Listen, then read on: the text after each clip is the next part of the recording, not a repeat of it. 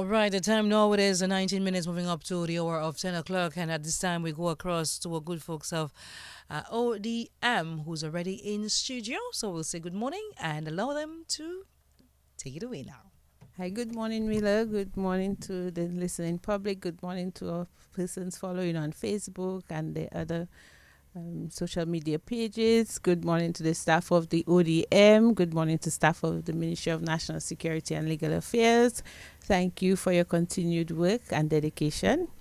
This morning's Disaster New Radio program, we have a guest from the Fisheries Division with us today. Thank you very much for accepting our invitation, Ms. Joseph.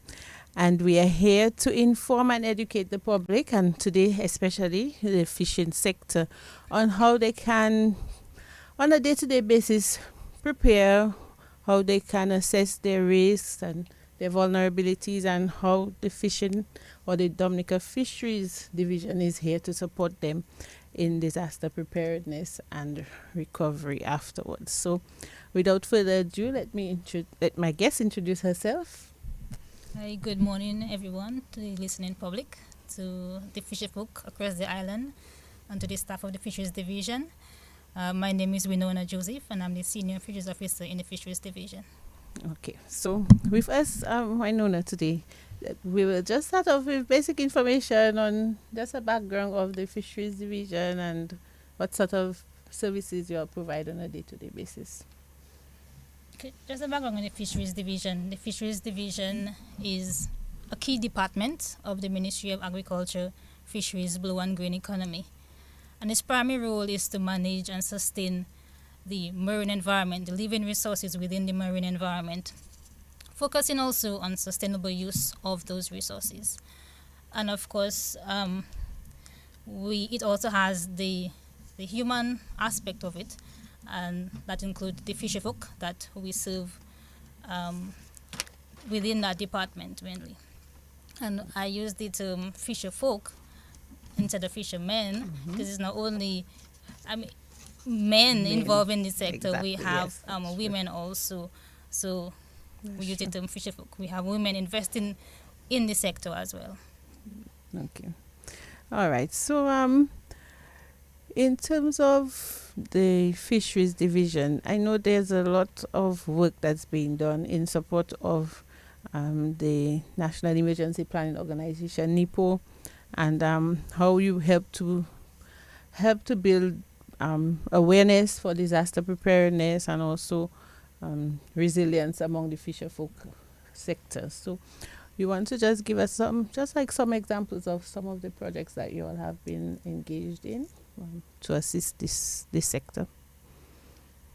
Okay, as it relates to NEPO, the Fisheries Division forms part of a number of the subcommittees that supports NEPO. So we assist in planning, even at that level.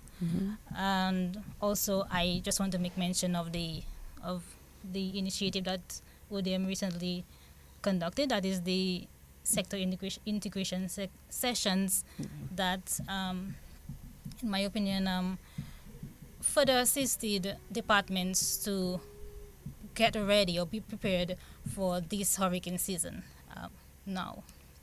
And it also sort of provided some emphasis on the departmental plans within the different departments. In terms of the different initiatives that we have ongoing that sort of assist in disaster and mitigation and response to disasters, I will start off with the basic fisherman training course. The basic fisherman training course is fisher folk training course. It's a sort of an introductory course, I would call it, where it gives fishers, persons who are new entrants into the sector, an overview of what is expected from them within the sector. So then it includes, if you're looking at disaster safety at sea measures and the different partners that form part of the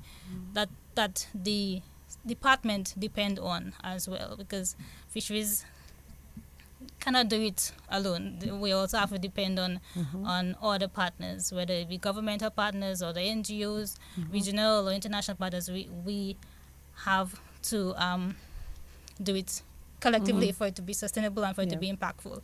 Some of the other programs I must mention most recently, a few months ago,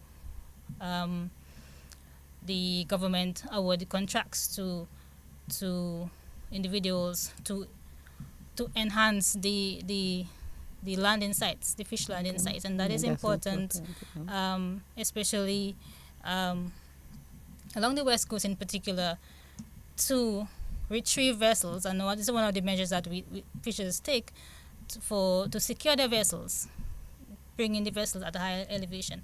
And at some of the landing sites, there are no slipways, for example, and this is one of the structures that helps or assists in pulling the boats to higher elevation. And I just want to make mention too that during those time we see a lot of willingness and persons assisting each other during that time to secure their assets and I just want to commend the fishers for those efforts.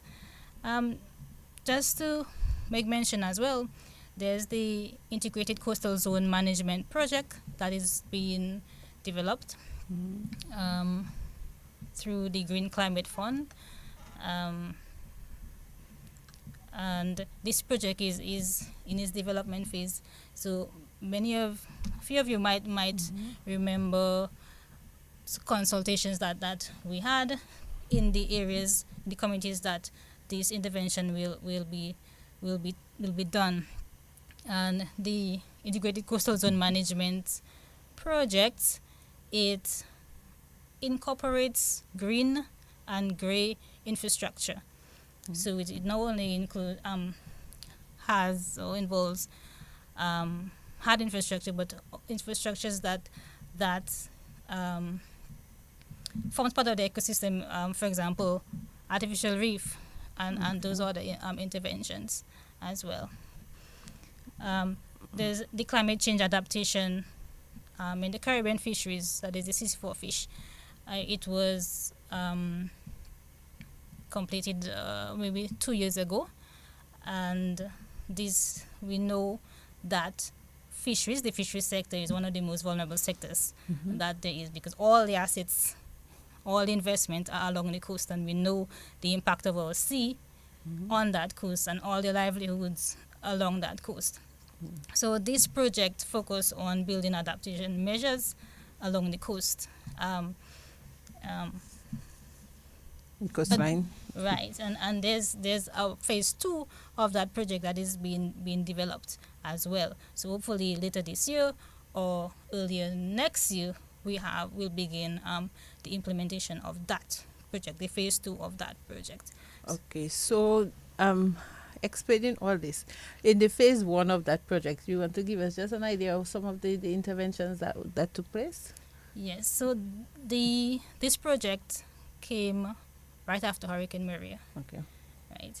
And at that time we were basically at ground zero. Yes. Yeah. So this intervention at the time focused quite a bit on the aquaculture sector. And the aquaculture sector is a sector with great potential, and it was, we had a lot of work to do in at that time. So there was infrastructure to be developed. There were planning to put in place. So this intervention, the first leg of that project, focused on aquaculture. Okay.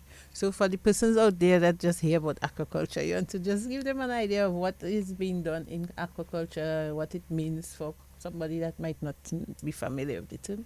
Yes. So aquaculture, it involves the cultivation of plants and animals. So in Dominica, the species that we focus on is the tilapia and the giant freshwater prawn. That's the animal. So we do that inland. There's special requirements that is needed. So persons with interest, they contact the fisheries division, and we send a technical officer to assess the place to ensure that it is suitable to undertake that intervention. We also do sea moss cultivation, and that is in the sea.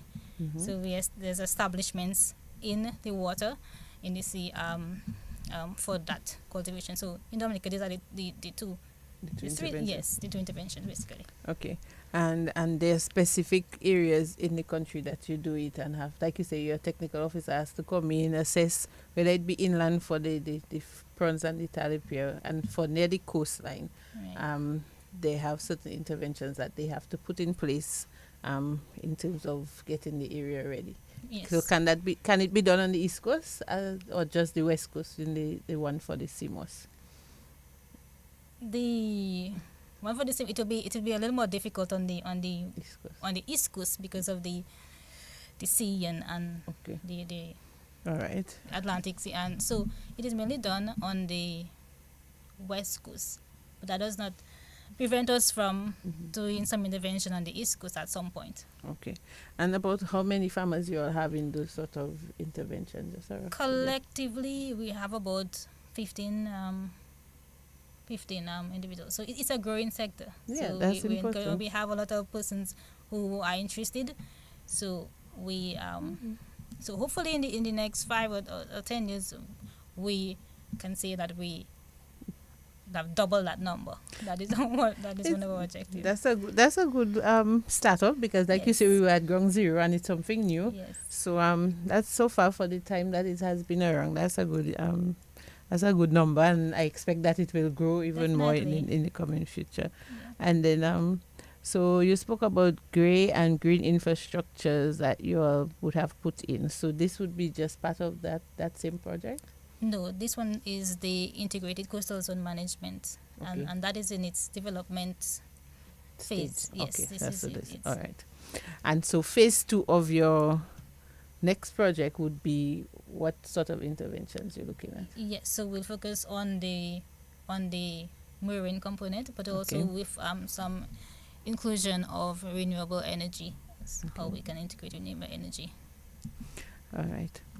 Not to put you on the spot, I know over the years, what sort of progress have you seen in terms, since Erica and Maria, in terms of farmers, their response to morning messaging, or their response to keeping, I should say, managing their their business continuity in terms of securing vessels, securing assets? Is there some sort of shift in the culture of how they go about preparing for an impending storm or this bad weather? Yes, definitely. I mean, this is a yearly something that we have to deal with yearly. So we have seen the fishers react differently, or they react most quickly Okay. when we have those impending weather. So that is something I believe they have experienced and they have learned. I mean, we can prepare so much, but I mean, it's better to be prepared than not to secure assets, because investment in that sector is also expensive. It is, Yes. yes. Yeah, and I know the fisheries division, and in collaboration with the government, they have been putting a lot of investment, a lot of Yes. assets into the field, and so Yes. we want to encourage the fisher folks to be proactive in making sure that they take as much steps as possible to secure those assets. So we spoke about some of the projects, but just to name some of the organizations that you all work with regionally and internationally on these projects, just to tell us about those. Yeah. So we work with different agencies, even locally. I mean, fisher groups, fisher cooperatives. I mean, on a local and other governmental departments. We also have the marine protected area, the Sufres Cotted Marine Reserve, and there's their office as well in Soufriere. We work closely with them on a regional standpoint. We also work with the Caribbean Regional Fisheries Mechanism. This is a regional, and the FAO, the Food and Agricultural organization, that have invested quite a bit in this sector. On an international level, we also have the Japanese International Cooperation Agency, that's JICA, who over the years have invested quite a bit in the fishery sector in Dominica. That include our free main infrastructure on the island, the Marigot Fisheries and Roseau complexes. And Portsmouth. Portsmouth also? No? Yes, Marigot, Portsmouth and Roseau fisheries complexes. Okay. All right. So just to take a break, just to let callers know, you can call in if you have any questions on 448-3284 and 1-800-327. If you have any questions for Ms. Joseph today, you're free to do so, and we'll just take a break for a brief advertisement and be back.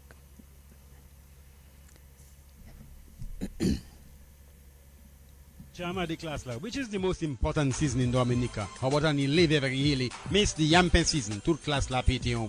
Miss Gadi Kupinzi, the well mango season, the hunting season. Kichadi, it's nothing to do with food or fruits. In fact, it can destroy your food like it did a few years ago when we paid $1 for a grain of bananas. Si le tout mon Klasla realize is the hurricane season. So prepare. Nous supposons une préparation pour hurricane season. En culture nous à présent. En manière nous kabatika so that you will not suffer inconvenience of having to go to somebody's house for shelter. Natural masika you pa fawasi. Know your hurricane shelter. Avec sa kiss house hameni a place moun la. Ça qui est bien important c'est la vie. You can buy another TV, another microwave, but you cannot buy another life. Push it to survive a hurricane and then go and step on an electric wire. Ka go be to batu après hurricane. Supermarket pack have backs, necks, breasts, legs and thighs. For humans, only chicken parts. En commission for disaster preparedness Dominica. FHO, check out their website www.odm.gov.dm. We are back, and we're speaking with Ms. Joseph of the Dominica Fisheries Division, and so we are just speaking to the fisher folks today, helping them to be prepared. We are in the hurricane season. Like she said, it's something that we go through every year, but it's still good to give reminders and information on what they should do. There are certain things we would not encourage them to wait last minute to prepare for. So just to give the fisher folks some idea of how they should start their preparations, not just when the storm is given, but we know we're approaching the hurricane season. So what should they start doing early? Right. One of the key things that I always encourage, and we always push at the department is to pay close attention to the Met Office, the updates from the Met Office, and on any weather system. So that is one of the main things during this time. We have to pay close attention to those updates. Sometimes the weather might be fine out there, might not.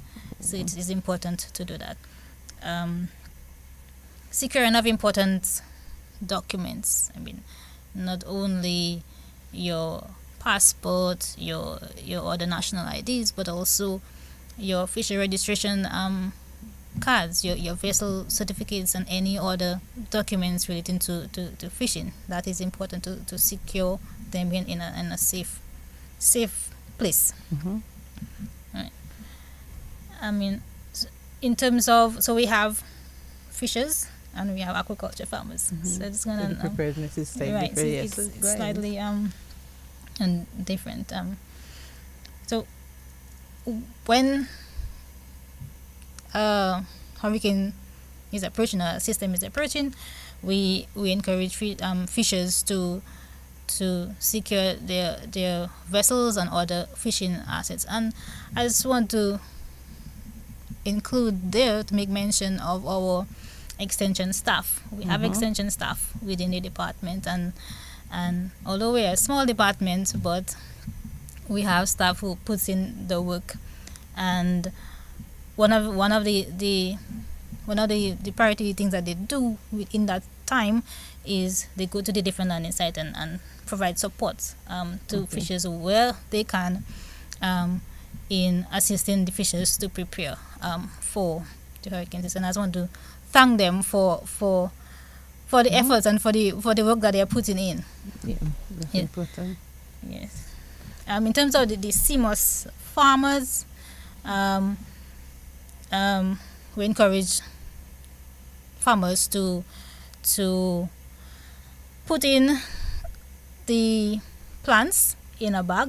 Most times, the technical officer recommends the crocus bag, the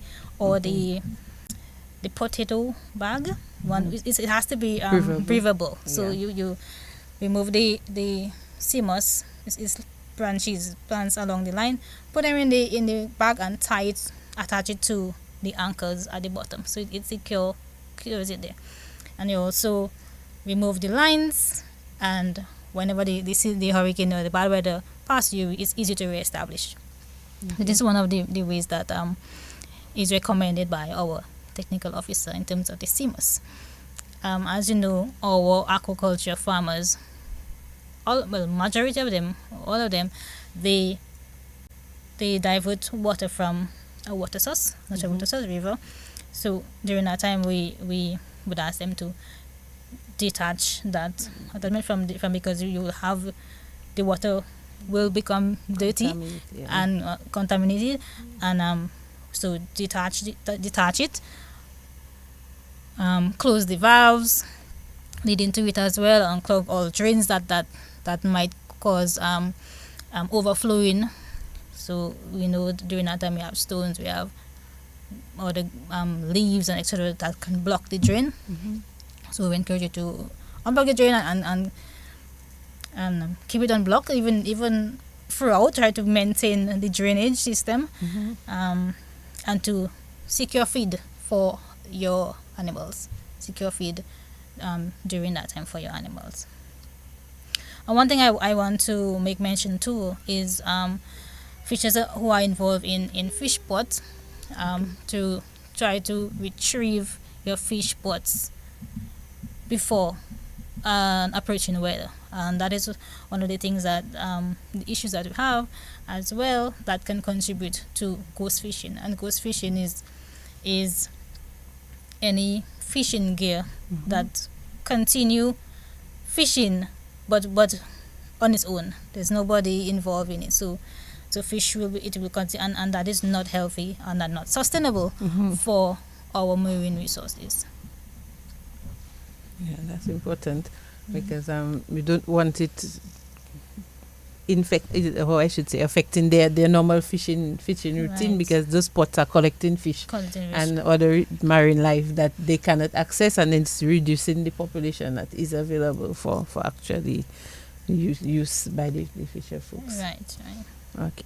So on a day-to-day basis, you spoke about the extension officers. What sort of service do they provide for the fisher folks? So this is so first of all, I will start there. So they assist fishers, persons who are interested, for example, in registering, doing the proper process of registration. Also assist them in. So once you're registered, you also have to renew or update your registration your file. I would say on a yearly basis. So this is one of the things that the extension officers do, and they also participate. So I mentioned about the basic fisherman training course in the beginning, and this is one of the initiatives or the activities that staff participate or are involved in the initial stage of registration. They also do vessel registration as well. Okay. There's different areas or different check lists, that things that you have to check for in the vessels. Also trainings are continuous, and most times the trainings are done. Just let me mention, we do the BFTC in the beginning, and it covers basically introduction. But throughout the being a fisher, you could be a fisher for 10, 20 years going. And so the trainings we do sort of is like a refresher training to keep you updated as to this is what is going on, be mindful, etc. But we also do technical training as well. We show fishes or fish or farmers, same as farmers, how to select the planting material, how to maintain it, how to harvest, and also in the post-harvest handling of those this resource as well. So training is continuous. Also, we do marine. There's a marine mechanic unit that we also have. Okay. That assist you with troubleshooting of features to troubleshoot mechanical issues and any issues that they have. They could contact the marine mechanic unit at the department as well. In terms of aquaculture, it is the same thing. We show you how to take care of your from feeding, from selection, from maintaining, from everything. We show you how to do that. And one of the things that we also encourage to is data collection. Even through all those processes and all those interventions, we encourage fishers to capture data, because fisheries is a science, and we need those information to observe trends, to make certain decisions in the best interest of the department. Fishing, and for the fishing industry, most important. Yes.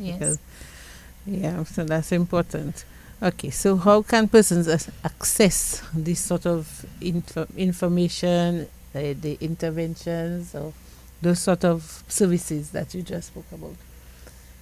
Yeah, so our office is located on the bayfront, directly opposite Dexter office, close to the market, and you could also call in on 266-5262, and our secretary will direct you to the respective person to assist. Okay, so the number is 266-5262. Yes. So anybody wanted information with regards to the fishing sector, they could call that number on Bayfront, and they will have somebody contact them. Okay. Right. Do you all have a Facebook page or any other sort of information? We have a ministry Facebook page. Okay. That has ministry name, the Ministry of Agriculture, Fisheries, Blue and Green Economy.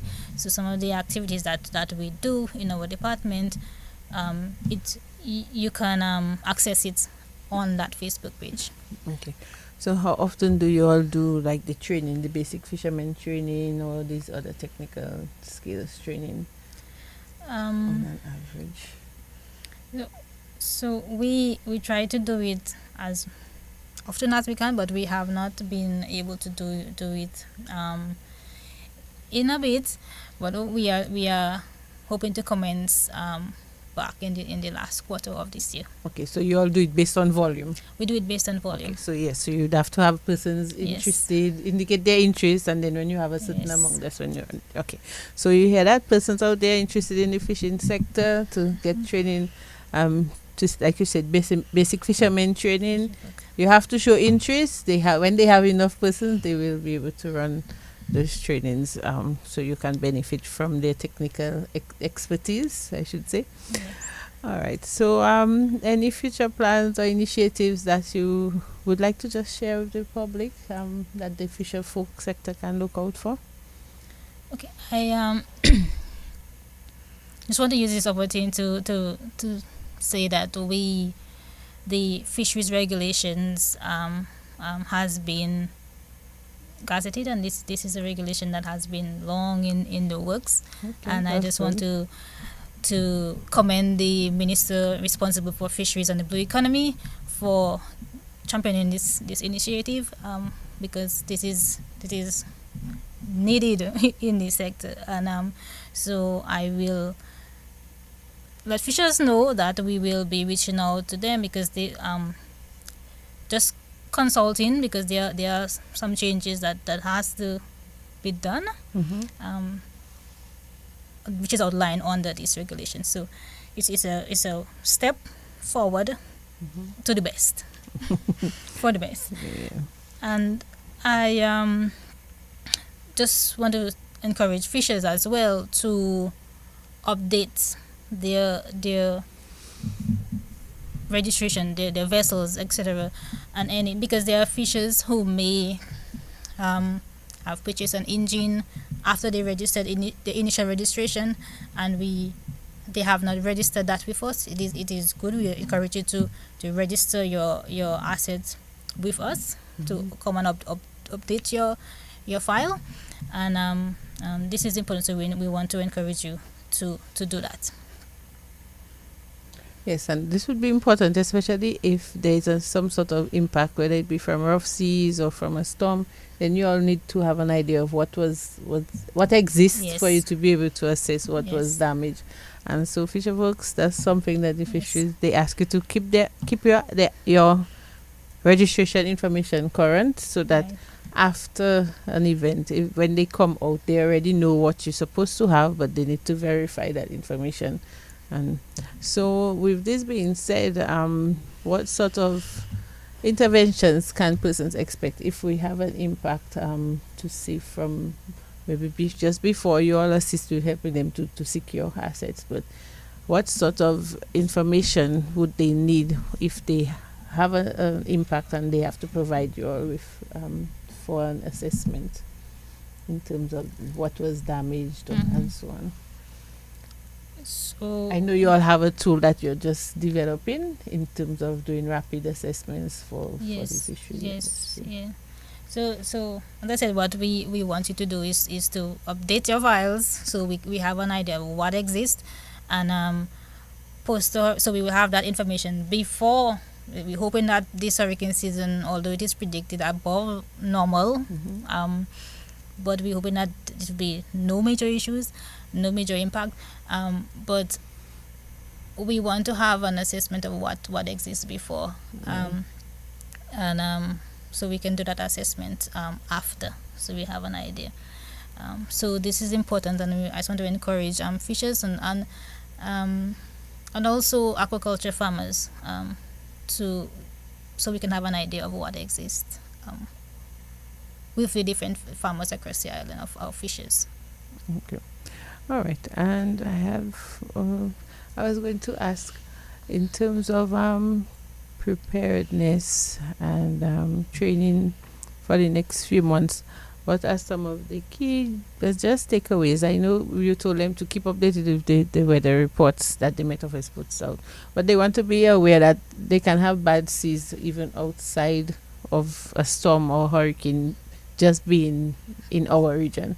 So on a day-to-day basis, just some brief reminders for them on what they need to do and what is important that they monitor.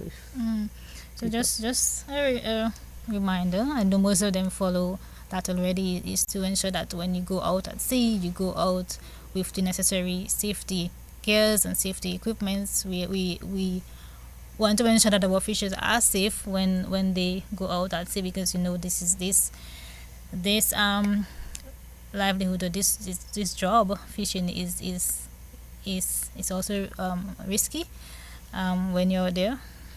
So we encourage that you carry the necessary safety equipments, and to not go out alone, have a company with you, and definitely listen to the weather update from the Met Office. Okay. And just to speak on some of the future plans, the Met Office and the ODM will be working with the Fisheries Division in July to do some education for some of the fisher folks. So that's something that they can also look forward to in the month of July, some education on understanding the basic weather reports and some safety tips that they can look out for when their session will be taking place within the different communities. And just to help build preparedness and awareness for the fisher folks in the different areas. Okay. That's good. I'm pretty sure we'll see you. Yes, definitely. So, Fisher folks, I hope this radio program was of benefit to those who are listening or were able to listen. If not, they can. Somebody listening and know a Fisher person that could benefit, you let them know that it's available on DBS Facebook page or the Office of Disaster Management. They can go back and listen for information. They can also call the Fisheries Division for any information. Ms. Joseph will repeat the number again. Yes. 266-5262. That's the number for the Fisheries Division. And then I'm pretty sure they know how to find the extension officers as well, because Yes. those are in different communities. Yes, and they're always on the field. Yes.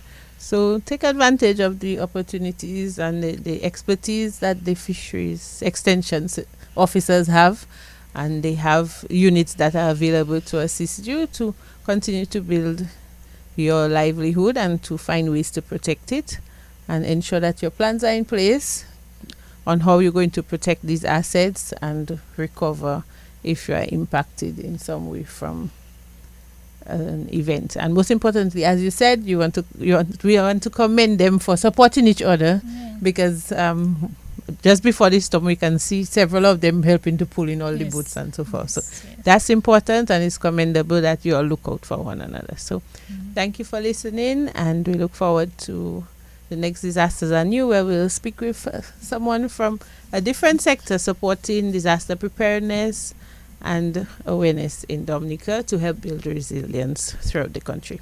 Thank you and goodbye. Flash floods can come without warning. Are you ready? It only takes a few minutes for rising water to become a flood. Just 6 inches of moving water can knock you down. 1 foot of moving water can sweep your vehicle away. If you are under flood warning, protect your family. Move to a safe location if rising water is observed. Do not walk